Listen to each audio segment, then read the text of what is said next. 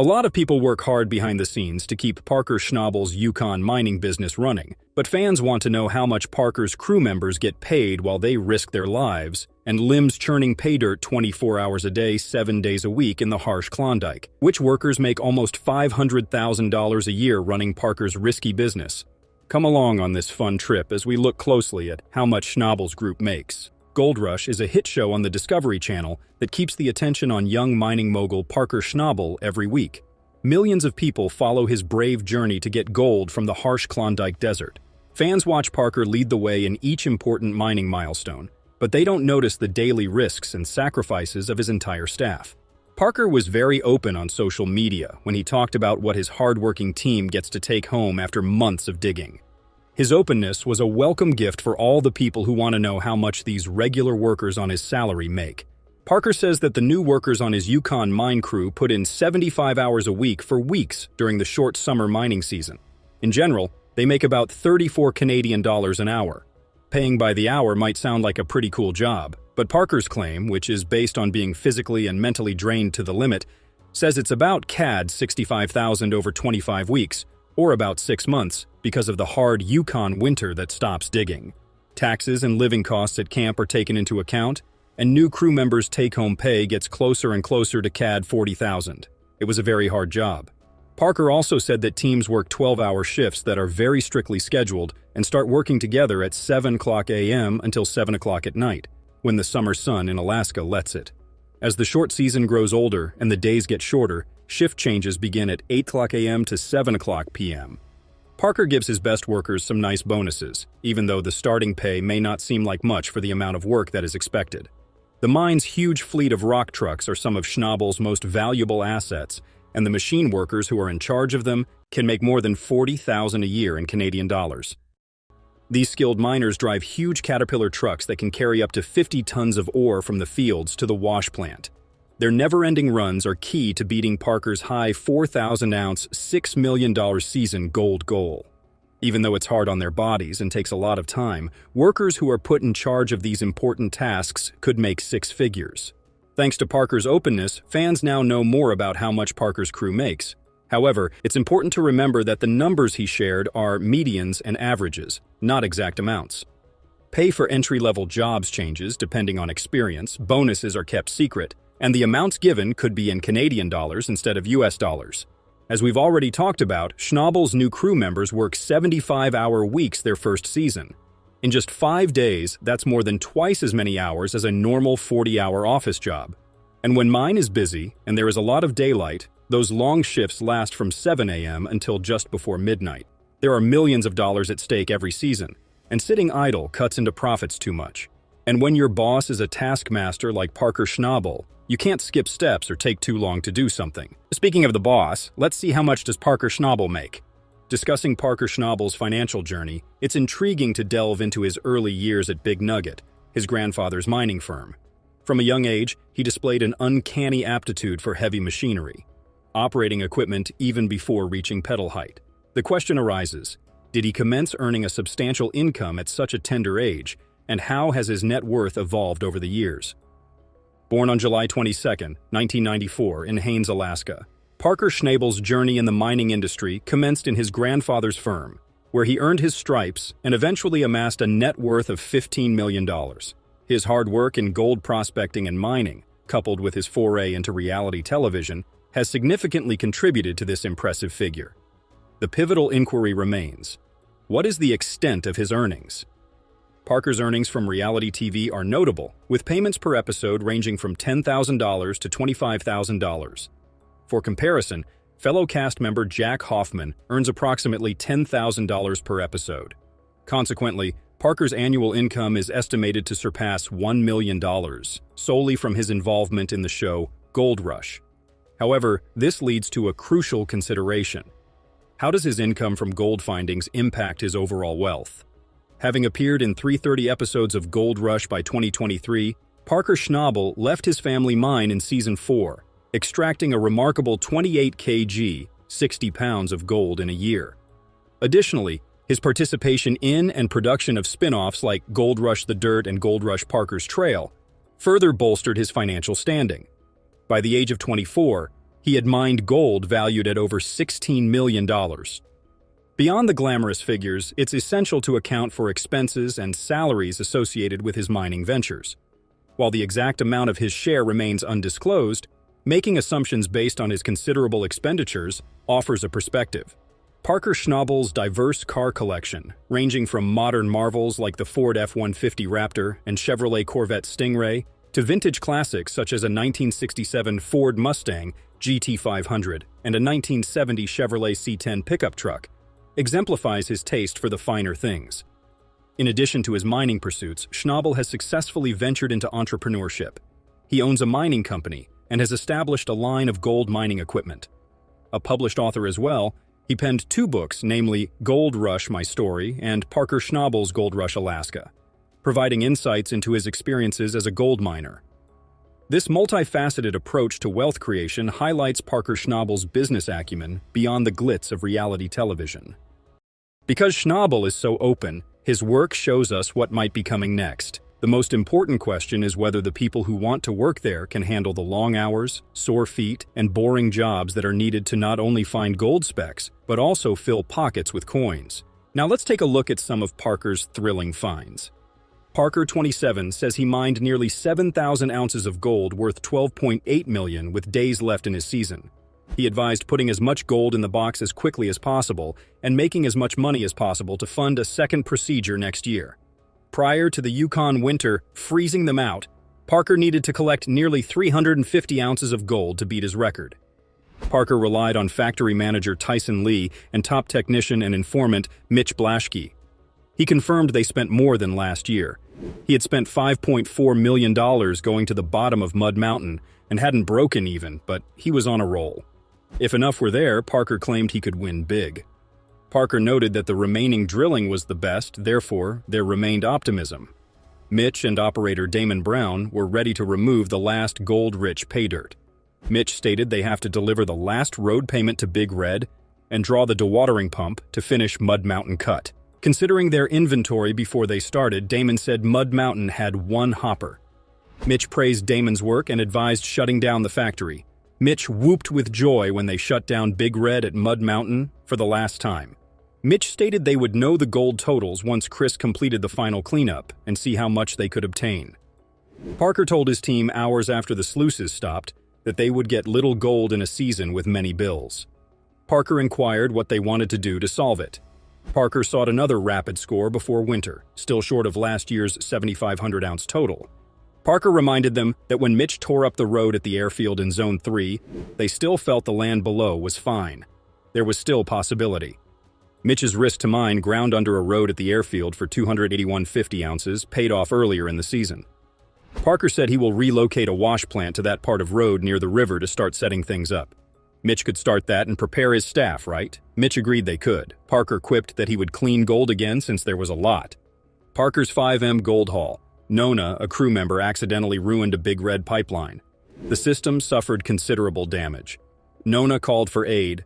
The dozer had snagged and torn the pipeline in half, releasing everything from the wash facility.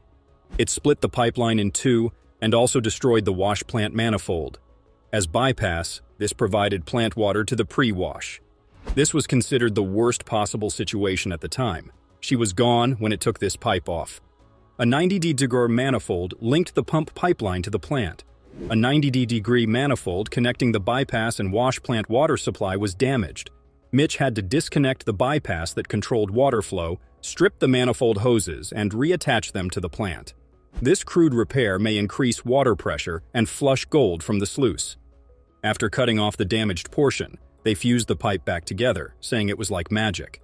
Next, Mitch bent a flexible hose from the water supply to the wash plant.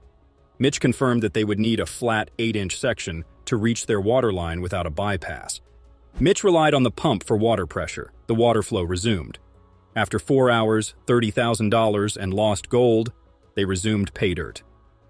Big Red's pipeline disaster was not new. Parker thought Nona was punishing herself hard for causing it.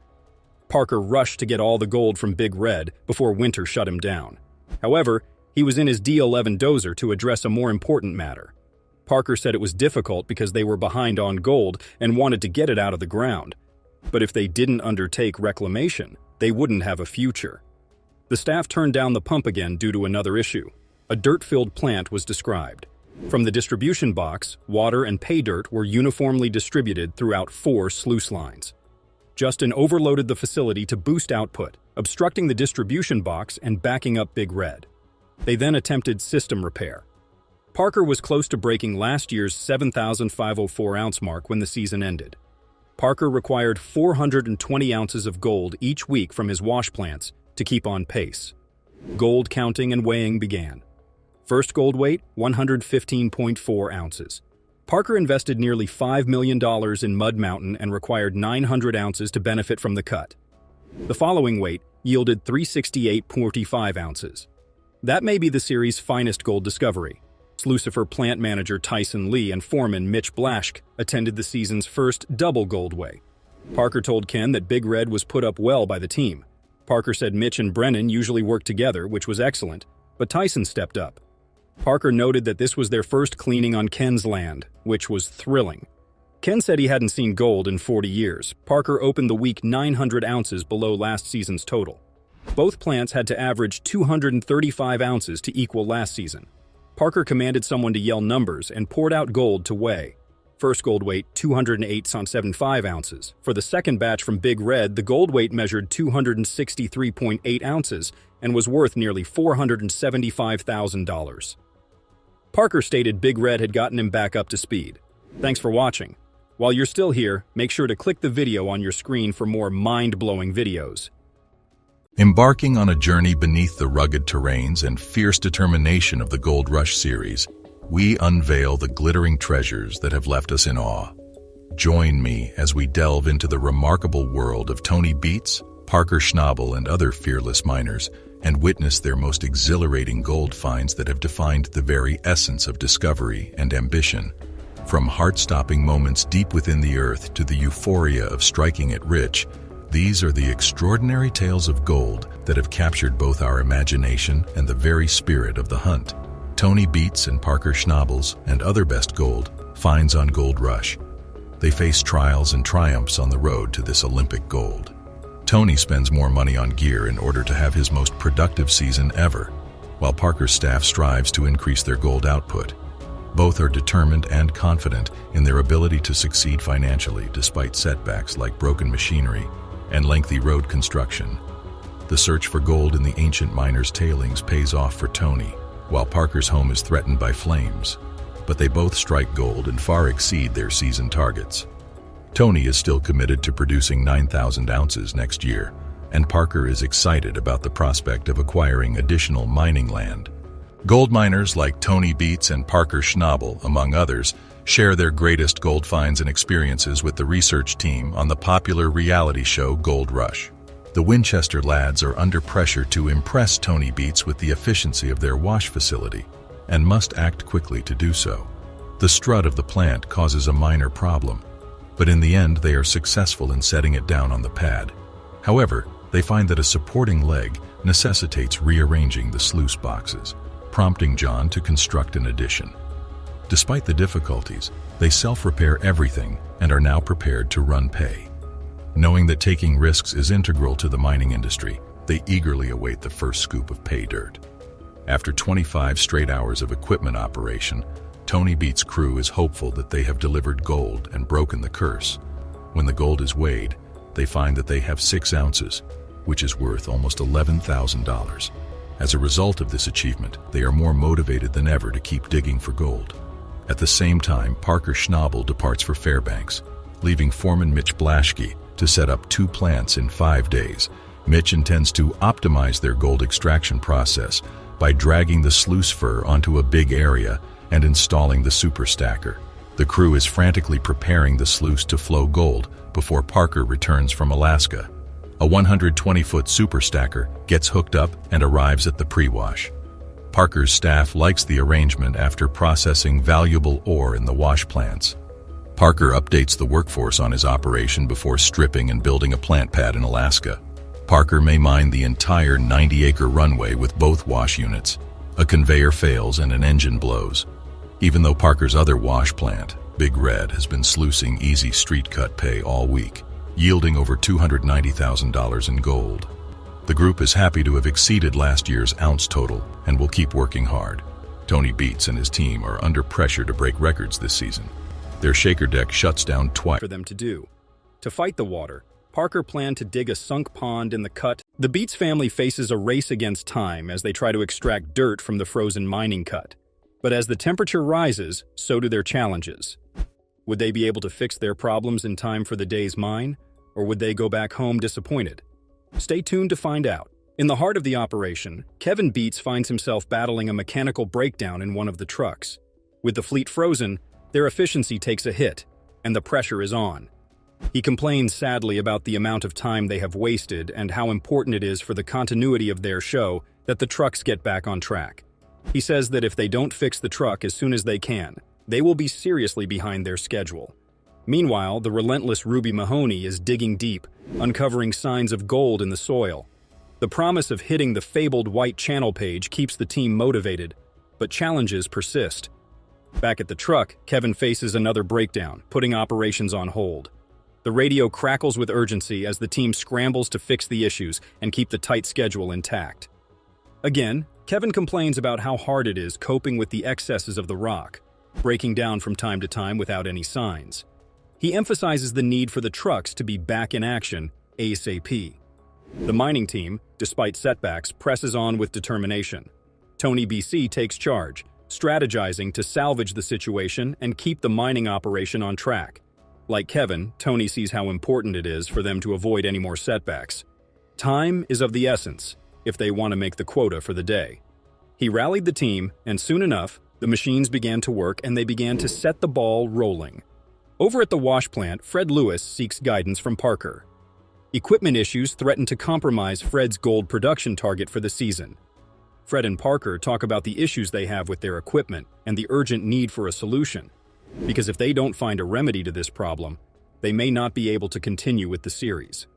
Fred makes the tough call to shut down the wash plant, creating doubt about the viability of reaching the season's gold target. The team, however, remains determined. At that, just when the morale of the workers seemed to have been given a little push, another problem strikes. Dave encounters difficulties with a jammed tail pulley, causing another setback. The team works tirelessly to resolve the issue and resume operations. Amidst the challenges, a potential gold discovery in a broken rock renews hope for Dave's team. Despite setbacks, the miners remain committed to overcoming obstacles for a successful season. Dave's confidence, and that of the other miners, is renewed by the discovery, despite the hiccups they encountered. He is sure that they will strike gold more than they have ever struck before. In a bold move, Fred Lewis decides to tackle the frozen creek obstructing their mining claim. Facing an icy barrier, the team orchestrates a plan involving a massive pump to melt the ice. The risky operation requires careful navigation, and Fred, tethered to a safety rope, takes the plunge into the unknown.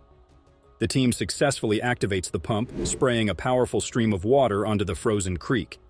As the water penetrates the ice, Fred cautiously makes his way across, ensuring the safety of the crew.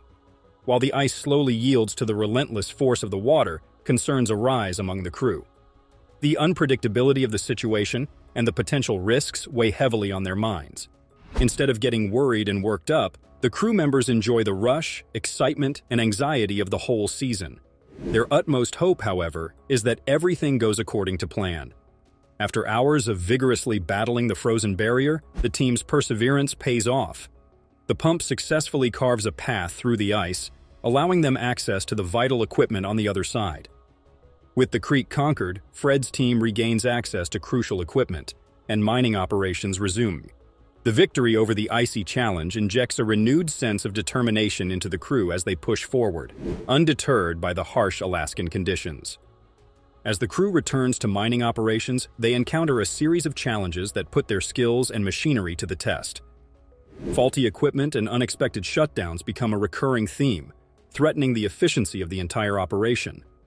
The pressure is on as they strive to extract as much gold as possible within a limited time frame. Amidst the chaos, expert operator Ruby Mahoney emerges as a key player. With tenacity and determination, she tirelessly operates the machinery, digging deeper into the cold soil in pursuit of the elusive gold. Ruby's expertise becomes a beacon of hope, providing the team with a glimmer of success in the challenging conditions. Meanwhile, Tony's son Mike leads the charge in a massive effort to strip 700,000 tons of dirt from the cold coat. The goal is to hit Paradise Hill's fabled White Channel Pay within a week. A breakthrough moment occurs as they discover what appears to be the distinctive iron-stained yellow soil, a potential indicator of gold-rich ground. The urgency escalates as unexpected setbacks plague the operation. Kevin, Tony's chief mechanic, faces the challenge of keeping the fleet of rock trucks in working order. With multiple breakdowns and a critical shortage of essential parts, the team is forced to make crucial decisions on the fly, further intensifying the race against time. With the clock ticking, Mike beats strategies to maximize the extraction of dirt from the cold coat. The ambitious goal of hitting Paradise Hill's White Channel Pay within a week requires a relentless pursuit of efficiency.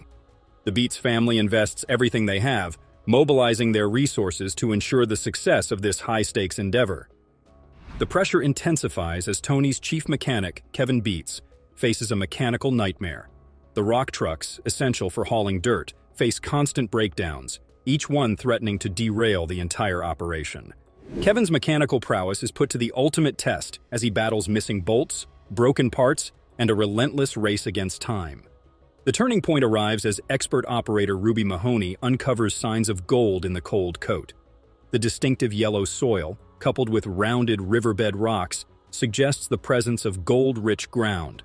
The discovery ignites a spark of hope, fueling the team's determination to persist in their quest for the legendary White Channel Pay. Meanwhile, mine boss Fred Lewis faces a critical decision.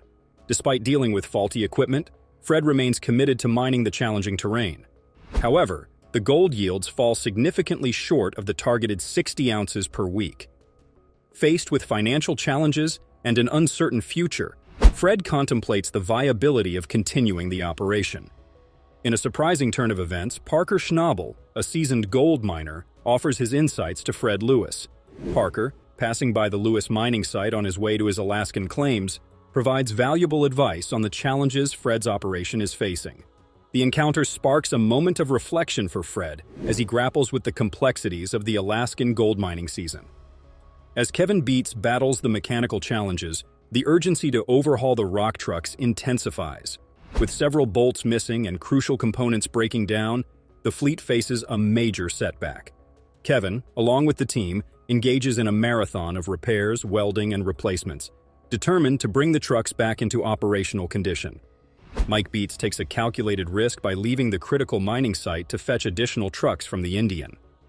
Betting on a swift return, Mike leaves the operation in the hands of the remaining crew members. The decision is a high-stakes gamble, hoping that the gain in truck numbers will outweigh the potential loss in operational momentum during his absence. Tony Beats faces a managerial dilemma as the mining operation grapples with unexpected breakdowns and delays. With a third of the rock trucks out of action due to mechanical issues, Tony contemplates alternative plans. The need to balance immediate solutions with long-term strategies puts Tony in a tight spot, testing his leadership in the face of adversity. Expert operator Ruby Mahoney becomes the unsung hero as she embarks on a relentless digging marathon. Working day and night, Ruby pushes the machinery to its limits, determined to reach the fabled White Channel Pay. Her unwavering commitment sets the tone for the entire team, instilling a sense of hope and determination amidst the challenging conditions. Fred Lewis finds himself at a crossroads as the challenges mount. With only 118 ounces of gold, well short of the targeted 500 ounces for the season, Fred contemplates the harsh reality. The race against time becomes more pressing as winter looms, adding a layer of complexity to the already challenging decision-making process.